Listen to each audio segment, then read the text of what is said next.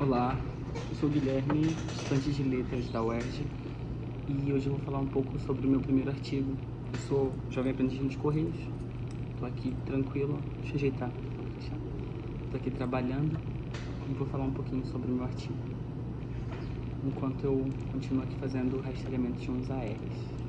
Eu vou dividir aqui a tela do computador, que aí eu consigo falar do meu artigo enquanto eu tenho ele aqui aberto e não parar de trabalhar, né? É porque a gente recebe para trabalhar, para produzir.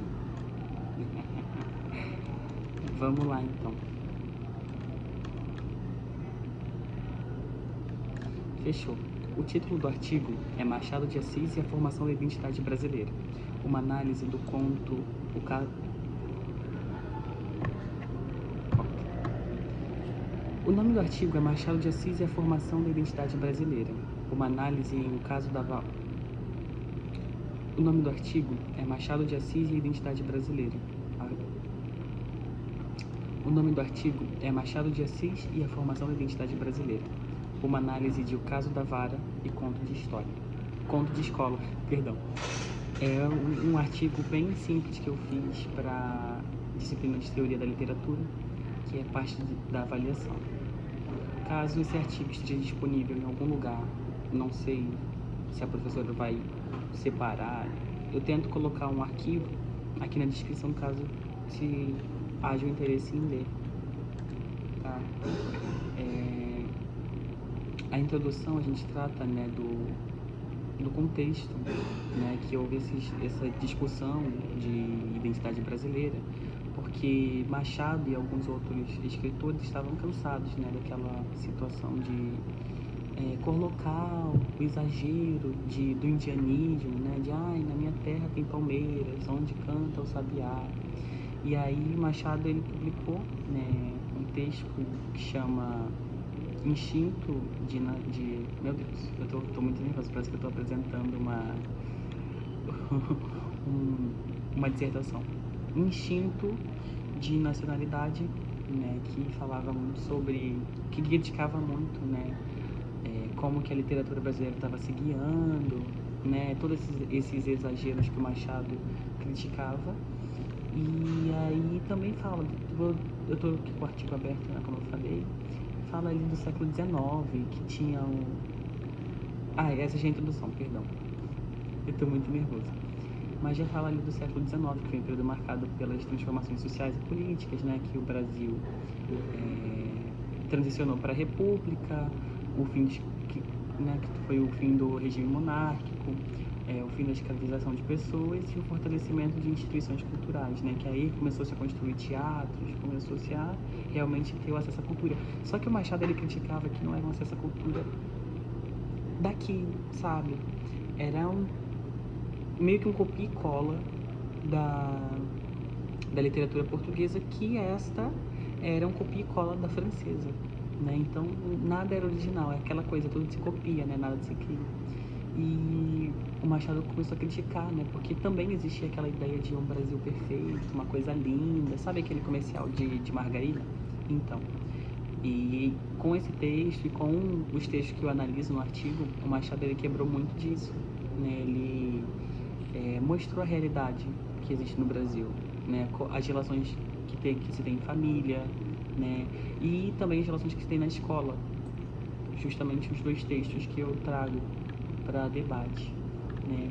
Aí, o primeiro momento do artigo, após a introdução, chama Machado de Assis e o Projeto de Identidade Brasileira no século XIX, né? Que é justamente isso que eu acabei de comentar, que ele queria realmente expor o que era o Brasil, não essa coisa perfeita que se tinha, né, na canção do Exílio que eu citei agora do Gonçalves Dias, que diz, na minha terra tem palmeiras, aquele exagero no indianismo, né, com o indígena sendo aquela coisa muito mega brasileira. Só que o Machado, ele não dizia, não defendia que isso não era Brasil.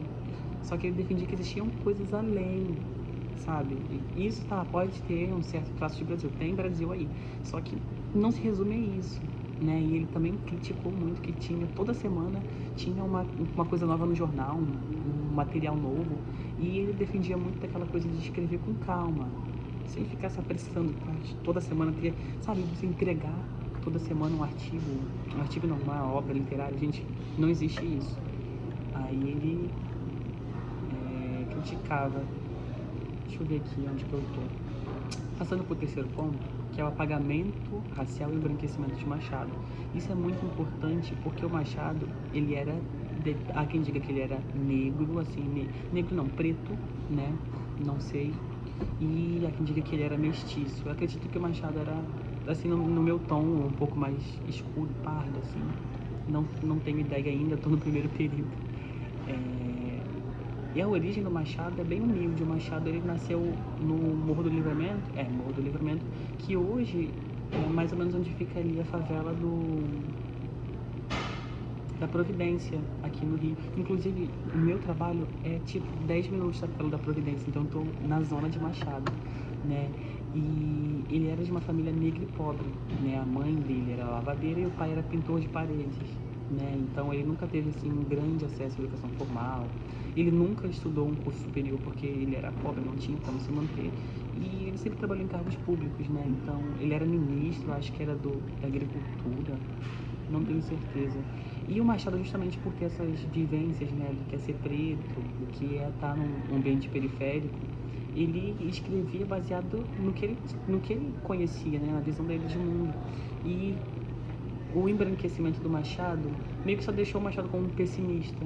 O Machado, ele é pessimista, mas na verdade o Machado, ele era preto, né, ele era negro e descrevia a real visão de identidade nacional, né? Porque tinha, eu não comentei no começo, mas tinha esse movimento, né, para descobrir, para ter a identidade brasileira. O que é Brasil? Qual é a identidade brasileira? O que é isso? E o Machado chicoteou mesmo, desceu, o Machado era preto, né? Então não era ele que estava sendo chicoteado, ele desceu o chicote na branquitude, falou assim, gente, não é isso aí não, entendeu? O Brasil não é só isso aí não, o Brasil, ele tem violência, o Brasil tem medo, né? Como assim um pai ter medo o filho ter medo do pai? Gente, não, a família não é amor que você tem que sentir, não é respeito, não, os filhos tinham medo dos pais. A gente vai ver isso mais pra frente no conto de escola, né? E aí teve um embranquecimento crítico institucional, né? Que o Machado simplesmente só foi taxado de pessimista, né? E é uma verdade esse apagamento porque existe um desconforto em reconhecer que o Machado, que o maior escritor, né, da nossa literatura nacional, é uma pessoa preta, né? E aqui no terceiro ponto dessa terceira parte, eu toco no ponto da importância de ler o Machado como autor negro, né? Porque sabendo que ele é preto, agora que a gente sabe que ele é preto, simplesmente a gente não vem mais com aquela ideia de, ele é apenas pessimista, sabe? Isso é chave pra gente entender realmente o que o Machado quer passar com os seus textos, né? E aí tem as consequências. Eu pulei o 3.4, mas vai estar disponível para vocês fazerem a leitura. O 3.5 narra, né, as consequências do apagamento para a leitura dos contos, né, que diz assim: quando a dimensão racial de Machado é ignorada, perde-se parte da... Gente, até agora não acredito que foi eu que escrevi isso. Perde-se parte da força crítica de textos como O Caso da Vara e Conto de Escola. Esses contos abordam de maneira sutil questões relacionadas à violência, disciplina, autoridade e desigualdade, todas atravessadas pelo racismo estrutural. A leitura de Machado como autor negro potencializa a compreensão desses mecanismos e revela a profundidade de sua crítica ao país, né? Então, Machado realmente serviu assim 10 quilos na mesa, assim, falou, bateu assim no peito, falou: é isso mesmo, é isso aí que vocês estão vendo. Aí a gente parte já para o quarto tópico, que trata da violência estrutural e da identidade nacional no caso da Vara, né, que a gente analisa, vou ler para vocês. Ao analisar o caso da Vara, ultrapassa o enredo literal para compreender os mecanismos sociais que o conto expõe. Machado não retrata apenas a punição de uma criança, ele mostra a naturalização da violência no ambiente doméstico e a cumplicidade moral que sustenta a estrutura escravocrata. E Machado, sendo preto, convivendo com pessoas pretas, portanto, conhecendo as vivências desse grupo que a gente falou ainda agora, converte o conto em um microcosmo da elite brasileira, revelando as formas pelas quais culpa, poder e desigualdade são administrados, né? E isso a gente vê realmente no texto, né? Que o Machado, ele pega uma família, né? Pega um caso para analisar, para mostrar como que as relações familiares se dão, porque nada melhor, né, do que uma família da elite para você conhecer as raízes, né, conseguir entender o que é de verdade a cultura brasileira, né, e isso é muito importante. Deixa eu ver, eu tava com alguma coisa na cabeça para falar, né, da elite brasileira, isso aí, poxa, a pessoa sente culpa de não se sentir, no caso do personagem, né, do conto de escola, ele sentia culpa por ele não conseguir ser um bom padre, ele acha que ele não vai ser um bom padre, então ele saiu fugido do convento, não é convento, do seminário, né, saiu corrido e com medo de chegar no próprio pai, né, e conversar com ele e falar, olha pai, eu não vou ser um bom padre, eu quero seguir outra coisa, quero fazer outra coisa, uma coisa que... Não tem como, não existia essa relação tão próxima a ponto do filho chegar no pai com ele. Não era assim, sabe? E isso tudo mostra o contraponto dele, né? De que era uma coisa perfeita, uma coisa linda. Ele esculachava mesmo, por exemplo, o teatro, ele dizia na época que não existia coisa nova. Inclusive no romantismo, né? Ele estava criticando o romantismo, estava criticando aquele excesso de melosidade, aquele excesso de melosidade não, desculpa, de drama, de ai, que depressão, sabe? Dizia que se tornava uma coisa escura, eu acho que era isso que ele tinha dito, não tenho certeza agora. E ele mostra, né, a naturalização da violência. O Machado, por ser preto, é muito importante a gente entender, absorver o que ele queria dizer, porque ele teve essa vivência, né? Se eu não me engano, ele não chegou a ser escravizado. Eu estou um pouco perdido em relação às datas, né? Eu ainda tô aprendendo esse conteúdo, inclusive foi uma boa ter escrevido, ter escrito, gente, meu Deus, ter escrito esse artigo, porque eu gosto de conhecer um pouco mais da literatura nacional. E o Machado, nesse texto, ele expõe, né, a naturalização. Gente, é uma coisa super comum, sabe quando você mata uma formiga, que a formiga tá subindo no teu braço, você dá um tapa assim e mata? Assim de natural era você bater num preto, porque ele era seu escravizado, era sua propriedade, né? E era naturalizado, como se não fosse um humano, sabe? Isso é muito da escravização de pessoas pretas, escravização em geral, né? Que tem de desumanizar, né, as pessoas, assim como a gente via no Holocausto, né? Tinha muito esse lugar na senzala tinha muito da desumanização, né? Tanto que as pessoas eram vendidas como se fossem objetos. É tipo, tô vendendo essa caneta aqui, descrevendo a caneta é letra transparente, e descrevia que é a idade, o porte físico. Gente, uma coisa terrível.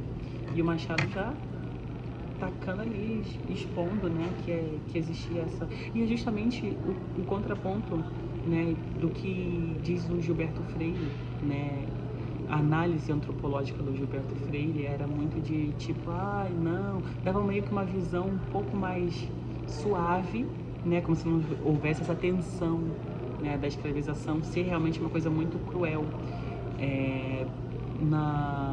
na relação Casa Grande Senzala mesmo, tanto que é o nome da obra dele. E ele descrevia, né, de uma forma mais tênue, mais tranquila. Tênue não, meu Deus, a minha mente. Uma forma mais tranquila, como se a escravização não fosse assim de cruel. Eu entendo que ele tem, o Gilberto, né, ele tem ideias contrárias, tinha, né, porque já morreu, ideias contrárias à escravização de pessoas, mas não era tão duro quanto o Machado. Até porque eu não sei, eu acho que o Gilberto Freire era branco, deixa eu ver. Gilberto Freire. Vou fazer o chá revelação aqui. Eu acho que ele era branco, tá aqui. Não tá tudo preto e branco a foto, né? Era branco, mano. O que esperar de pessoas... Não, tô brincando. Gente, é brincadeira. Seguindo, né? O individualismo moral como sintoma da elite brasileira, né? Que o personagem justamente faz isso. Mesmo ele sentindo pena do que eles chamavam de negrinha, né? Sentindo pena da menina, era... Lucrécia é o nome da menina. Mesmo ele sentindo pena da Lucrécia, porque ela foi pega ali pela orelha e apanhar, e a Sinhazinha falou assim, pega ali pra mim, vai, pega a vara pra mim. E ele, assim, ficou meio mexido, de tipo, poxa, tô com pena da menina, mas ela tá me dando abrigo aqui na casa dela, saca? Então, se eu não fizer, se eu mostrar que eu tô com pena da pretinha, e não acatar e falar, ai, não faz isso com a bichinha não, sabe? Se ele fizesse isso, ela ia simplesmente mandar, você tá defendendo, então sai da minha casa, vai lá bater de frente com teu pai. E ele, por egoísmo, né, querendo ou não, foi egoísmo, ele preferiu se manter salvo, se manter safo, do que fazer o certo, né, que era realmente entender que aquilo estava errado, né? Bater numa menina, a menina nem, não que isso justificasse, tá? Bater na pessoa, mesmo que ela tenha feito uma coisa errada, mas ela não tinha nem feito nada errado, o trabalho dela não estava satisfatório para assinar, entenda? Entenda. E aí é o individualismo, né? Como sintoma da elite brasileira. Ele não estava preocupado com a justiça, estava preocupado no dele. Meu amor, ele estava querendo saber no dele. Aí tem a normalização cotidiana, 4.2, da escravidão, né? Que a violência só ocorre porque existe um consenso social que é legítimo, tá? Então era um fato social que você tinha um escravizado, você podia bater nele, você podia fazer dele o que você quisesse. Se você quisesse fazer ele um tapete, você mandava ele no chão e você passava por cima. Crueldade terrível, né? E não aparece só na relação econômica, mas como hábito incorporado ao cotidiano. Então não era só mais a mercadoria, o escravizado era só a mercadoria. Não, ele também estava ali no cotidiano, esse histórico de agressões, de violência, de pisar, de agredir. E era tão aceitável que era quase invisível de tão comum. Próximo ponto é 4.3, né? Autoridade doméstica, patriarcado e reprodução da ordem. Eu acho que esse não preciso citar, porque a gente está falando muito disso, mas é uma visão mais geral, né?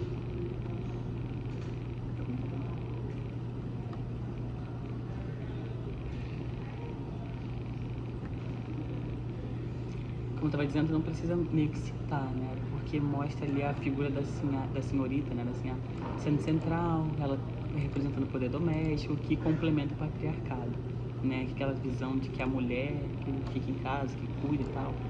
E está dizendo que, né, sua posição como mulher não exclui do exercício da dominação. Ao contrário, mostra que diferentes agentes dentro do lar participam da manutenção da ordem escravocrata. A casa torna-se espaço simbólico onde o patriarcado e a escravidão se combinam, reforçando hierarquias, né? Tinha todo aquele sistema de o homem estava no topo, a minha mão fugiu do vídeo, o homem estava no topo, a mulher, né, até poderia mandar alguma coisa bem depois do homem, né? Sempre existiu essa visão de que a mulher está em segundo plano, de que a mulher, enfim, e o escravizado na base mesmo, assim, segurando tudo nas costas, sabe? Literal, tomando chicotada, sofrendo tudo. 4.4, anestesia ética como mecanismo de reprodução da injustiça. A violência não choca os personagens porque todos já estão acostumados com ela. O que Machado critica é esse estado de anestesia ética, em que a violência deixa de provocar indignação e passa a ser vista como parte natural da rotina. A injustiça só se perpetua porque as pessoas aprendem a justificá-lo ou a ignorá-lo, né? Então existia muito aquela ideia, né, que justamente deixa eu reformular. Existia a ideia, existia não. Existia a permissão do, recapitulando, existia a permissão do Papa, né? Tinham papas na época que justificavam a escravização de pessoas pretas por algum trecho na Bíblia que não diz, não quer dizer nada, não tem nada a ver com isso, mas eles justificavam através disso, né? Eles estavam ganhando com isso, né? Eu morro que ele sempre tem alguma coisa para justificar na Bíblia, seja a homofobia, seja o racismo, seja o machismo, tudo eles encontram na Bíblia para justificar, sendo que você, na verdade, você não precisa nem ler o texto original para você perceber que não é isso que eles estavam falando, né? Aí essa visão de que a violência só passa a ser preocupante quando é de branco para branco, sabe? Por que o branco pode bater no preto à vontade, escoaçar, torturar por ser dono?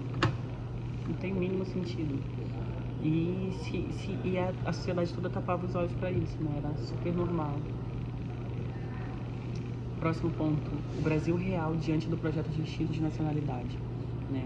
Relacionar o conto ao ensaio Instituto de Nacionalidade, ao relacionar, né, percebo que Machado contrapõe a idealização nacionalista ao retrato realista da vida brasileira.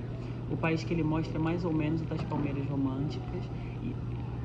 Meu Deus, perdão. Meu próprio texto lá. Aqui tá vendo.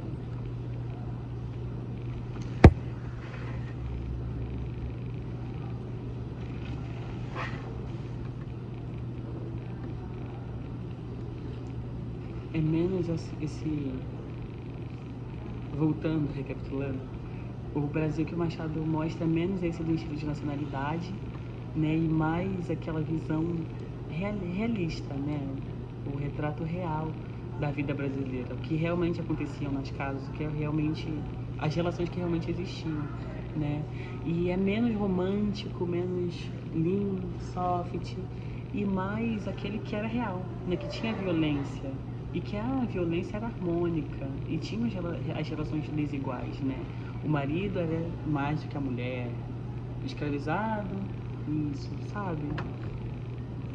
Eu não sei se estou conseguindo me expressar bem, mas é muito disso, né?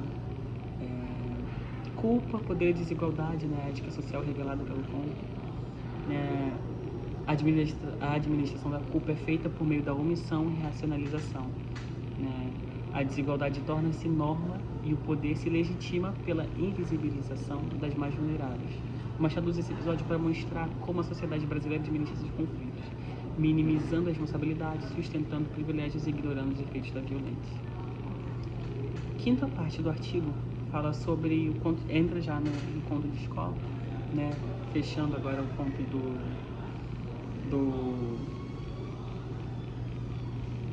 conto do caso da vara, né? E aí o Machado, a gente entra no 5.1, né, que é o espaço escolar como microcosmo, gente, tô ficando maluco, microcosmo social. Eu ia falar micosoma. Enquanto de escola, o Machado, ele desloca a crítica dele para um ambiente aparentemente neutro e moralizador, né? A escola, que devia ser essa coisa mais neutra, para revelar esse espaço, para revelar como esse espaço, longe de apresentar a igualdade, funciona como um microcosmo das hierarquias sociais vigentes no Brasil do século XIX. A instituição escolar, boa tarde, imprime disciplina, vigilância, obediência e punição, moldando sujeitos de acordo com valores autoritários e conservadores, né? Então, a escola, que devia ser um lugar onde se tem fomento, né, do pensamento, que se ensina entre aspas, né, que se desenvolve a criticidade, que se desenvolve o senso crítico, né, mesma coisa. Naquele momento era opressor, sabe? Era um lugar onde tudo era vigiado, onde tudo era comandado. E existiam muitas punições, né? Muito mais que a gente possa imaginar, por exemplo, a palmatória, que era muito, muito mais comum como um instrumento de punição, né? E aqui a gente entra já na segunda parte, né? do quinto ponto, que o professor Policarpo, ele era um professor típico daquele momento, né? Era uma autoridade rígida, marcada pela coerção física e psicológica, né? Então a escola, ao invés de um lugar de emancipação, é um local de controle. A violência simbólica aparece nos gestos, nos olhares, na expectativa de submissão absoluta. A palmatória, comum na época, isso que a gente acabou de falar, reforça a lógica disciplinar que formava corpos obedientes, não cidadãos críticos. Jogada dentro da narrativa com naturalidade, ela demarca como castigo normalizado e legitimado pelo sistema educacional. Passando para 5.3, a gente vê o protagonismo infantil e a corrupção moral precoce, né, que existia essa corrupção de menores, né, já desde aquele momento, para você ver que é uma coisa bem enraizada, bem da identidade brasileira mesmo, né, que ele diz com Damião, né, toda aquela questão, ensinando a criança, quando assim é nova, né, tá naquele estado de aprendizado, tá na aquisição da linguagem, tá conhecendo o mundo, ele já pega desde cedo assim aquela coisa do privilégio, do segredo, da troca da punição, né, que era muito comum naquele momento, e eu acho que hoje não muda muita coisa não. Aí a gente vê a classe social e meritocracia ilusória. Embora a escola pareça um espaço democrático, ela reproduz seletivamente desigualdades. Alunos de posições sociais distintas são tratados de modo desigual. Aqueles com mais poder econômico simbólico possuem margem maior de negociação.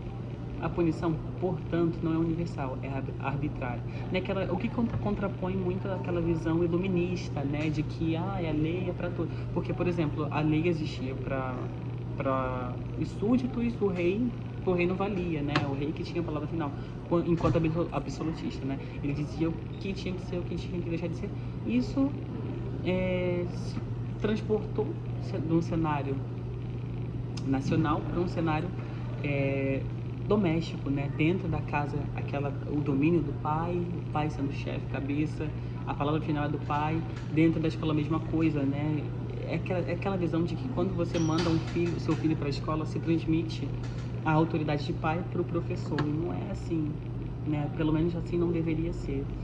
E essa coisa da punição não ser universal é essa analogia que eu trouxe, né? Do absolutismo. Quem tinha dinheiro, quem era filho de pessoas influentes, era tratado de um jeito. E quem era pobrezinho, quem não era ninguém, vamos dizer assim, recebia um tratamento diferente, desigual. E parando para pensar que será que o Machado, eu acho que a resposta é um pouco óbvia, mas eu não tenho como provar. Será que o Machado passou por isso?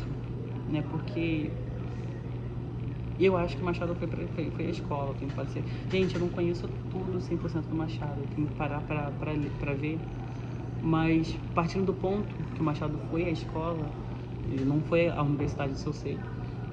Será que ele sofreu? Como que era o modelo de escola da época de Machado? Será que o Machado era considerado um bom aluno, um mau aluno? Será que ele viveu essa desigualdade? Eu acho que ele viveu, né? Por ser preto, pobre, periférico, né? Aí tem aqui o quinto ponto, né, dessa quinta parte, que é a vigilância e o controle dos corpos, né? Que o professor evidencia uma pedagogia fundada na vigilância absoluta, onde o professor controla movimentos, olhares, falas e gestos, né? O corpo do aluno é disciplinado, policiado todo o tempo. Um regime que ecoa a lógica escravista, transposta para a escola. A educação não se distancia do autoritarismo colonial, ela o reencena. Assim, Machado aponta para continuidades históricas de escravidão, domesticidade e instrução, né? Então, é meio que as três andam de mãos dadas, sabe? Tem formas de serem trabalhadas muito parecidas, praticamente iguais, né? Sempre tem aquela figura do senhor, sempre homens, né? Que mandam e existe o mundo é dividido em dois, né? Tem aquela frase, o mundo é dividido entre vencedores e perdedores, como diz a Carminha da Vinda Brasil. Os vencedores, no caso, seriam os homens, né, brancos, ricos, e quem infelizmente sofriam éramos nós, né? Pretos, pobres não, na verdade, escravizados, né? Nível mais cruel que poderia haver. E essa lógica funciona dentro da escola, né? Essa mesmíssima lógica do aluno que é vigiado, né? Tal como o escravizado era, tal como a mulher, por exemplo, era dentro de casa. Tinha que responder a alguém, né? Não podia fazer o que quisesse. O escravizado não pode simplesmente falar, não quero mais ser seu escravizado, eu tô partindo. Não funcionava dessa forma.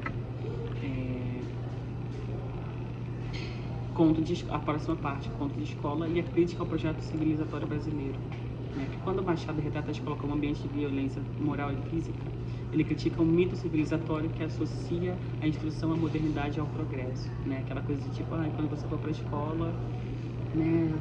Não sei quantos por cento da população tem acesso à educação, mas não adianta nada você ter e eu vejo isso muito nossa, me veio um insight agora tão forte que eu até fiquei desconcertada, né? Recentemente o governador do estado, Cláudio Castro, não sei se foi uma ideia dele, não sei se ele tem cérebro suficiente para pensar numa coisa dessas, mas ele assinou lá, acho que era uma portaria, uma lei, não sei agora, que autorizava, né, as escolas, a SEDUC, né, a rede da SEDUC, a educação estadual, a aprovar os alunos, mesmo reprovando, acho que em três, vou colocar assim, 3 matérias. Você aprova 3 matérias e você é aprovado, você faz dependência. Só que dependência nunca funcionou. Já ouvi relato, eu estava conversando com uma amiga minha, relato dela, que uma companheira dela, não sei se é da família, passou com dependência em, sei lá, geografia, fez uns trabalhos aí, bem meia boca, entregou e foi aprovada. E a pessoa sai da escola, eu acho que esse é o objetivo, né? Você sair da escola sem você ter o senso crítico, porque se você tem um senso crítico formado, você consegue criticar o governo que está aí. e você não os elege outra vez, né? Cláudio Castro foi eleito de primeiro turno, gente, como assim? Até hoje esse nome desce. Até hoje. Quem é esse homem, gente? Esse homem aparece aonde? Esse homem faz o quê? Esse homem só faz coisa ruim. Acabou de ter uma super matança aqui na Penha. E ele não batendo no peito que tá certo, que vai fazer de novo, que vai se repetir. E o povo batendo... Tem gente que bate palma. Inclusive o morador da favela batendo palma. Enfim. Né? Tem até uma certa ideia que relações com institucionalidade, mas eu já estou falando muito, ainda falta o sexto para a gente fechar na conclusão, que é a identidade brasileira nos dois contos, né? Que são as convergências, como eles se encontram e como essas duas visões, né? Porque o conto de escola tem a visão mais familiar e o caso da vara, mais escolar, né? A visão da escola ali, dessa relação professor-aluno, controle, né, essa subordinação excessiva. E o caso da vara tem essas relações familiares. Tanto tem familiar nos dois, né? Porque, enfim, mas são visões diferentes, sabe? É como se fossem pecinhas do quebra-cabeça diferentes que no fim montam a mesma imagem. Né? E é isso que a gente vai ver agora no último, antes da conclusão, né? Que é a identidade brasileira nos dois contos de convergências. A leitura conjunta das duas obras nos possibilita compreender como Machado constrói uma crítica coerente às bases da identidade brasileira. Apesar de se passarem em dois espaços distintos, lar e escola, ambos revelam, só isso que eu estava para falar, lar e escola, se revelam estruturas semelhantes de autoridade, desigualdade e violência. Juntos desconstroem um mito de uma nação pacífica e harmoniosa. Então, como a gente disse desde o começo até aqui, para o Machado nunca que existiu essa ideia de nação perfeita, linda, maravilhosa. Sempre tiveram problemas que eram, né, ocultados, tiveram colocado para debaixo do tapete. E aí ele fala da violência, eu sou o autor, falo da violência cotidiana, né, como fundamento social. A violência não é exceção, ela é regra. Né? No lar ela aparece como disciplina corporal, na escola é institucionalizada.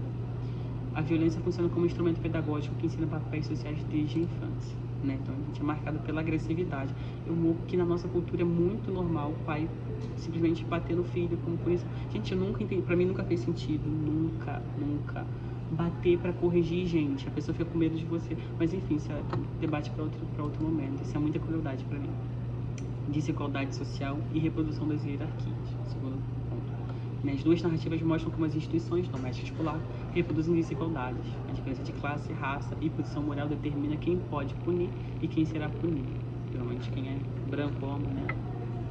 Isso não mudou, né? É um bom que isso não mudou. Ponto 3. Patriarcado como eixo articulador do poder, né? Seja na figura da senhorita, da senhora, ou do professor. O poder é exercido de maneira vertical, reforçando estruturas patriarcais. Machado mostra que essa lógica atravessa diferentes espaços e todos podem participar dela. Vertical, sempre de cima para baixo.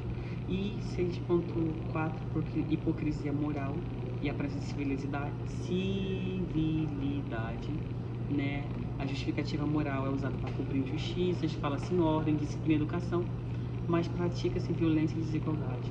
Né? Então, essa violência toda na escola, por exemplo, é justificada para que tenha ordem, porque se você não colocar limite, o seu filho faz o que ele quer, né? E esse limite, infelizmente, era e hoje, em parte, segue sendo, né, dado por meio da agressividade, do soco. Não é legal, né? Inclusive, existem interpretações equivocadas, né, de um versículo bíblico que diz: corrigir teu filho com a vara. Mas se você faz a interpretação adequada, a vara é o que o pastor usa com as ovelhas, né? No caso, você, enquanto pai, é o pastor dentro da sua casa. Então a vara é você corrigir com a palavra de Deus, né? Mas se usa vara no sentido de agredir. E isso é muito difundido, muito difundido. Eu, enquanto frequentava a igreja, ouvi muito disso. Meus pais falam muito disso pra mim, que justifica. Como eu falei mais cedo, né? Tudo eles justificam na palavra de Deus, né? Na Bíblia. E o Brasil, né? Muito católico, muito cristão em geral. Desde aquela época era muito mais fervoroso, muito mais presente. com certeza, tenho certeza que também se justificava na Bíblia, inclusive esse versículo aí, gente, com certeza. Desmontagem do mito da harmonia, 6.5. Ao destacar conflitos e tensões, Machado desfaz a imagem romântica de um Brasil harmonioso. A nação aparece como espaço de contradições, não como unidade ideal. É aquela coisa, né, de tipo, o roupa suja se lava em casa, na frente das pessoas. É aquela coisa de você ir numa festa e a sua mãe te proibir de você comer bastante, senão quando você chega em casa, não tem aquela coisa dela te passa um olhar e você já sabe que não deve agir dessa forma. É a mesma coisa, né?